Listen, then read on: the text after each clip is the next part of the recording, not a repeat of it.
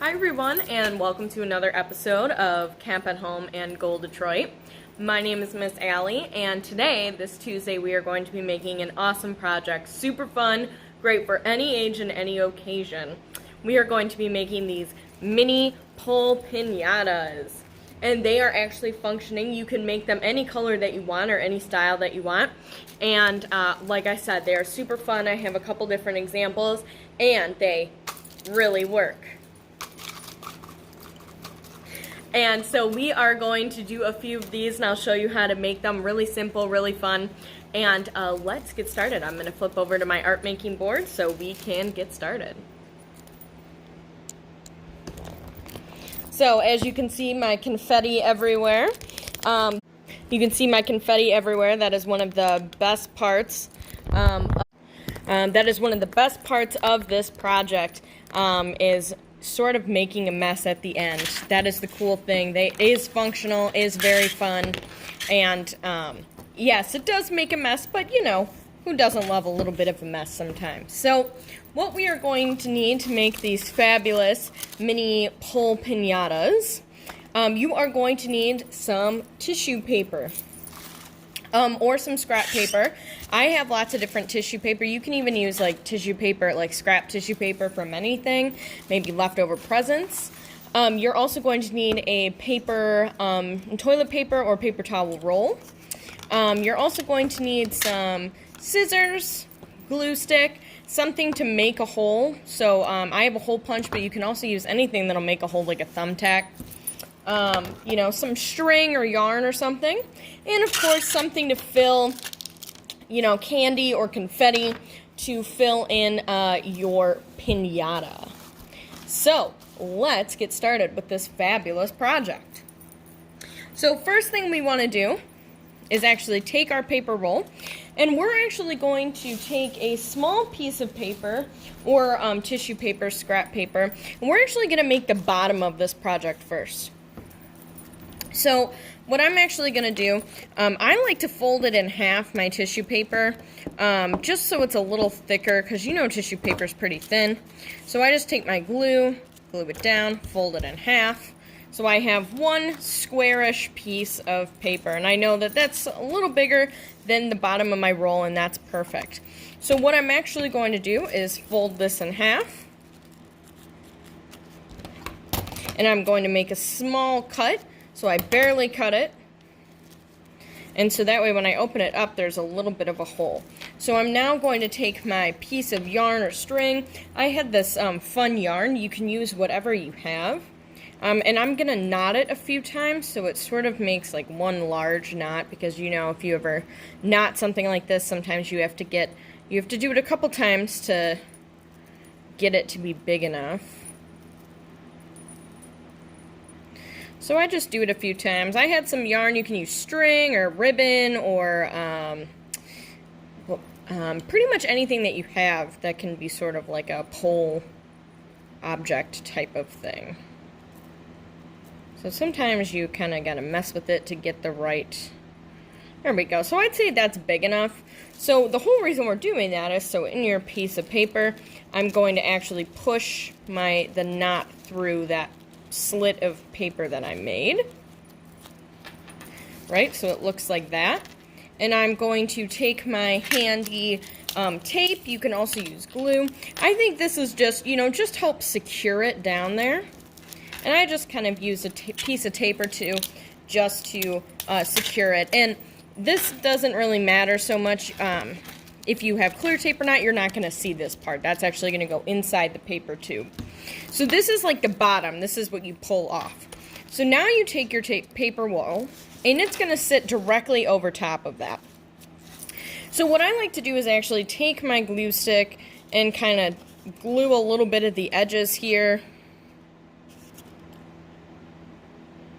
And even just on the edge here. It doesn't have to be perfect. And I place it over top there so it's in the middle. And I'm going to crunch up my paper around it, just sort of cup my hand around it. And the glue's going to help it stay. And then sometimes what I like to do, if your piece is a lot bigger, then sometimes I like to even take a piece of tape and just help stick it on the side. And it's okay if it's not perfect. We're actually going to cover that part up anyway. So this part, if it doesn't look too nice and neat, that's okay. Because this part's actually going to be covered up. So we have our bottom now. This is what we break away. And tissue paper is pretty light and breakable. So it's not, not a super big deal if, if you add a lot of tape on the edge there. So don't worry about that. So the next thing we want to do is actually take our tissue paper and cut it into strips. Now, in my examples here, I had a couple different ones. This one I had just like some gold, like kind of shiny paper. This one I had like rainbow paper. You can also make it into stuff. You could draw a face on top, or maybe you wanted to make it like a dinosaur or something, and you could add a stomach and add the fringe and then maybe some eyes or something. You can do whatever kind of you want. You can also just, use any colors that you have. So I'm into the rainbow phase right now, so I'm going to actually use some paper. I had all this tissue paper, and I actually already cut it into a thick strip already. I have about, 1, 2, 3, 4, 5, 6 pieces. I'd say anywhere between, 3 and 6 pieces are good, depending on how big your roll is.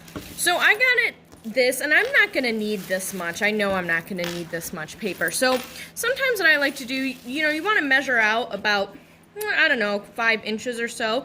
But if you don't want to measure it, you can actually just go ahead and roll it over. And I know I'm going to need at least that amount. So I'm actually just going to cut it. You can always measure it, but I almost never have a ruler next to me, so I usually just do stuff like that. So I have this bit, and I'm actually going to, so I kind of stack them, make them a little neat. And I'm actually going to trim this a little bit, and I like, doing it while they're all together, so I know they're going to be the same size. And so this makes my strips about 1 inch. Like I said, I didn't measure it or anything. This is just my guess, but this is about 1 inch thick, and that's perfect. So then what I'm going to do, this is sort of just like a trick because tissue paper can be hard to cut and move about. So what I actually like to do is fold it in half. It's okay if it's not perfect, get it about that. And this is where we're going to cut them by making these small cuts here, going straight up. And I'm not going all the way up to the edge, and this is to make some fringe. And, see, it kind of goes like that. So I just made some small cuts, and this is to make fringe. This is what makes it, what makes it really look like a piñata. So I open them back up. I have these long strips, and I'm going to go ahead and actually start adding them on. This is, sometimes can take the longest part is actually putting these on. So I have my first strip. I'm going to take my glue stick, or if you have glue or tape or whatever you have, and I'm just going to layer that bottom part. Like I said, we're totally going to cover this part up, and that's okay. The tissue paper is going to break away. So I'm adding some paper, I'm adding some glue, and I want red to be my bottom color. So I always make it so it's going to come off the bottom, so that way you don't necessarily see that bottom edge. And make sure my string is hanging down straight. And if you have like extra and it's overlapping a little bit, that's okay. I always just, overlap it a little bit more. And then you take the next color that you want. Let's say I want an orange if I'm doing like a rainbow, and I'm going to add some glue a little bit over the red. So I'm sort of layering it. So they're all going to overlap a little bit. If I'm doing a rainbow, let's say I'm going with orange, rainbow is red, orange, yellow, green, blue, purple. And see how I started to overlap it? And again, I can either cut that excess off or keep running with it. There we go. And so I would keep doing this, and see how this fringe is starting to layer. And I'm going to do this all the way up to the top. And so for the sake of time, I actually have one ready to go. So I have, I have my bottom, I have all my fringe, and if I have any extra, you can always tuck it in a little bit to this top part here so it's not sticking off. And like I said, if you wanted to add a little drawings on here or do specific colors or whatever you wanted to do, you can. So at this point, we have we're almost done. We have most of it done. Now we need to actually make it to be able to hang and then fill it. So I have my fringe all on here, and I like I said, I'm going to keep it as sort of this rainbow thing, but like I said, you can draw on it, you can add little details, like if you wanted to make it into an animal, maybe you draw an animal stomach or add little eyes or flowers at the top, whatever you want to do. But what I'm going to do is actually go into the process of finishing it up, and that means that I'm going to make 2 holes on either side. Like I said, I have my hole puncher here, but you can also use, you know, a hole punch or anything to make a hole. So I have a hole on both sides. And this is what's going to make them hanging up, because you could make a handful of them, turn it into like garland, or hang them all up and outside your window or something, and it could be just really a cool decoration. And then you can actually use them at the end. So I have my holes here, and so what I'm going to do is take another piece of string or yarn. It can be the same one, or it doesn't have to be.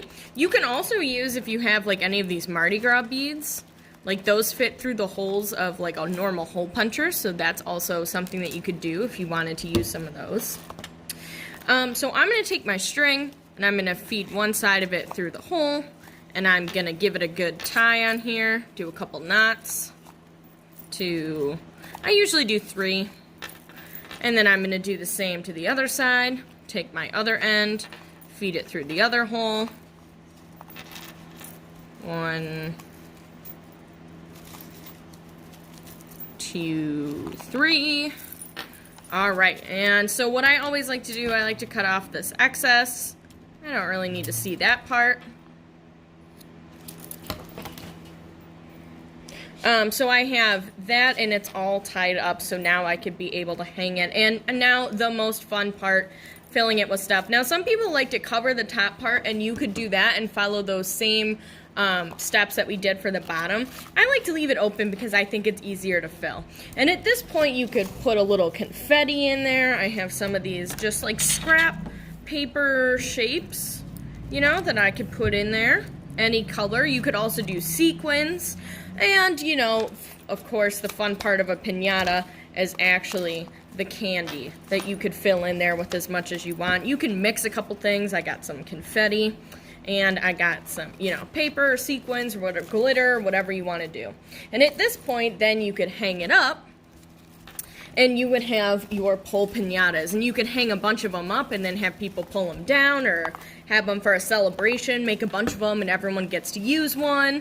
Make them in different colors or different themes, and they're very fun. They could also be party favors at the end, and they're really cool because, of course, you know, they actually work, you know, and that's the really awesome part about it. So, that is how you make these pole piñatas, and like I said, they're very fun, very easy to make, and very easy to use. At this point, once you're done making your fancy pole piñatas, you would want to make sure that you clean up. So if you have any spare confetti anywhere, you want to make sure that you get that all picked up. You want to make sure everything has caps on them. And, you know, and then you want to throw away any of your paper scraps that you don't need.